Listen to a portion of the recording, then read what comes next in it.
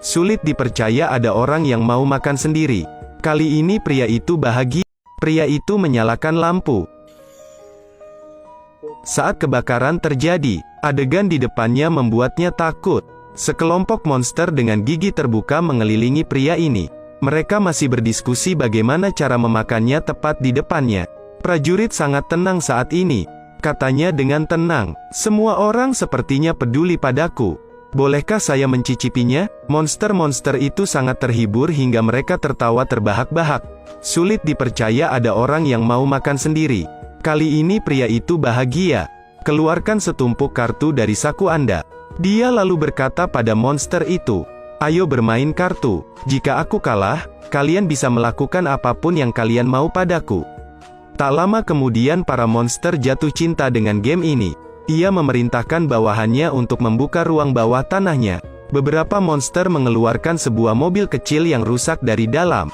Di dalam mobil, adalah koin emas berkilau. Monster itu berkata, "Jika kamu bisa mengalahkan kami, uang ini akan menjadi milikmu." Lalu pertandingan di antara mereka dimulai. Tapi monster-monster ini tidak mengetahui hal itu. Pria di depan mereka adalah Raja Judi. Dia memiliki ingatan yang super. Pada akhirnya, monster-monster itu kehilangan begitu banyak hingga mereka kehilangan celananya. Pria ini sangat berani. Dia ingin memainkan permainan putaran antara kedua belah pihak. Jika pria itu menang, koin emas di sini akan menjadi miliknya. Jika dia kalah, dia akan kehilangan nyawanya. Babak pertama akan segera dimulai. Mereka mulai membagikan kartu. Prajurit dengan tenang memainkan kartunya. Kedua monster di seberangnya tidak berani mengikuti. Soldier memenangkan game pertama dengan mudah.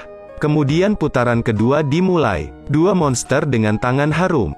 Mereka mengamati meja taruhan. Tiba-tiba prajurit mengungkapkan kartu asnya. Kartu di tangannya lebih besar dari monster. Monster-monster itu ingin mati. Kepala mereka berasap. Putaran 3 akan segera dimulai. Para monster bersatu untuk mengalahkan prajurit. Namun soldier tetap dengan tenang mengakui bahwa dirinya telah berbuat curang. Pada akhirnya dia memenangkan semua koin emas dari monster tersebut. Pada titik ini para monster menyadari ada sesuatu yang salah. Mereka bertanya pada prajurit, kenapa dia mengaku selingkuh. Tepat setelah itu, prajurit mengeluarkan karung. Manfaatkan saat monster terganggu. Dia mengucapkan mantra di mulutnya.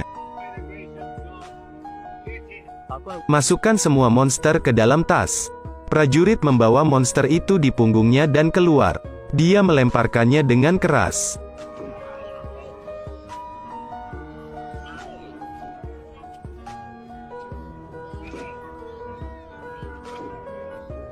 Berkali-kali seperti itu, monster-monster itu dipukuli hingga meminta bantuan orang tuanya. Mereka memohon pada prajurit untuk mengampuni mereka. Prajurit penasaran membuka lubang kecil, untuk melihat seperti apa monster di dalamnya. Tepat setelah itu, prajurit tidak punya waktu untuk bereaksi. Monster-monster itu terbang menjauh. Hanya tersisa satu monster kecil yang terbang lambat. Ditangkap oleh prajurit. Dia merobek anggota tubuh monster itu. Monster tanpa anggota tubuh itu sangat sulit untuk digerakkan. Monster itu duduk di tanah memohon pada prajurit itu untuk mengembalikan anggota tubuhnya.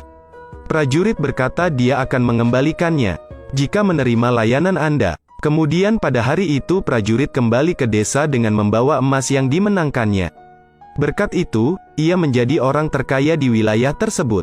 Orang tercantik di desa juga menikah dengannya.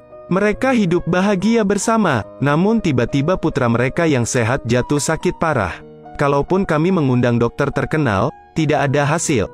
Prajurit kemudian memikirkan monsternya. Dia meneleponnya dan memintanya menemukan cara untuk menyelamatkan anaknya. Saat ini monster itu mengeluarkan sesuatu.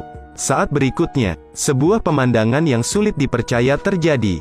Putranya sakit parah. Prajurit pergi ke monster itu untuk memintanya menyelamatkan putranya. Monster itu dengan tenang mengeluarkan cangkir kristal. Itu menyuruhnya untuk melihat melalui cangkir kristal ini. Jika Anda melihat malaikat maut di atas tempat tidur Anda, artinya kematian telah diputuskan. Jika Anda melihat kematian di ujung tempat tidur Anda, jadi masih ada peluang untuk menyelamatkan bocah itu. Teteskan saja air suci dari cangkir ke kepala anak itu. Bocah itu akan segera pulih. Prajurit itu segera mengambil air suci itu dan menjatuhkannya. Saat berikutnya, adegan ajaib muncul. Putranya yang semula sakit, kini ternyata sehat-sehat saja. Namun, prajurit memiliki kesalahpahaman tentang air suci jenis ini.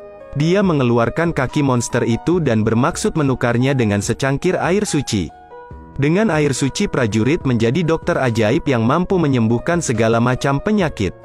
Semua orang pergi ke prajurit untuk berobat. Tapi 1 hari kemudian, suatu hal yang tidak terduga terjadi.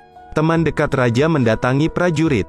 Mereka mengatakan raja sedang sakit parah sehingga mereka memintanya untuk segera berobat. Tunggu sampai prajurit datang menemui raja. Dia terpana dengan pemandangan di depannya. Saat ini, kematian berdiri di kepala tempat tidur raja. Itu berarti raja akan segera mati. Ya Tuhan, prajurit juga merasa sangat tidak berdaya saat ini. Meskipun dia memegang air suci di tangannya, tapi tidak ada gunanya. Pada saat ini, ratu juga meminta bantuan prajurit. Prajurit adalah orang yang tergesa-gesa. Segera dalam keadaan darurat, dia sebenarnya menyelamatkan raja dengan menukar nyawa dengan nyawa. Saat berikutnya, raja melompat. Dia hidup kembali. Artinya prajurit menyelamatkan raja. Namun, dia melihat kematian di dalam cangkir kristal. Tapi saat kematian hendak merenggut nyawa prajurit, tanpa diduga, prajurit menggunakan uang untuk menyuap kematian. Dengan berkah mantra cakra, kematian disegel di dalam tas. Dalam sekejap dia menjadi kuat.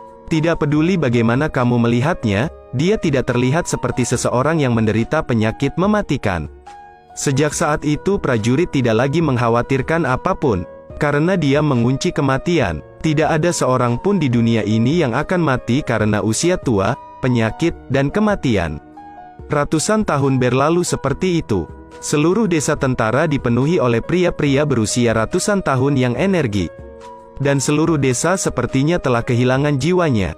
Bagaimanapun, mereka tidak akan pernah mati meskipun mereka hidup selama 1000 tahun. Mereka semua hidup seperti zombie.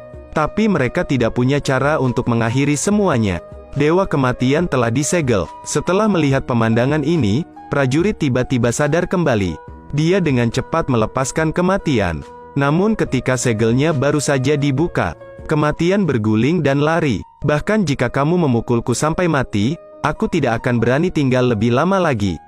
Dewa kematian tidak ingin disegel selama 100 tahun lagi. Ia telah cukup menanggung kesepian dan kegelapan yang tak ada habisnya. Akibatnya, meski prajurit itu hidup ratusan atau ribuan tahun lebih, kemudian semua kerabat di sekitarnya meninggalkannya.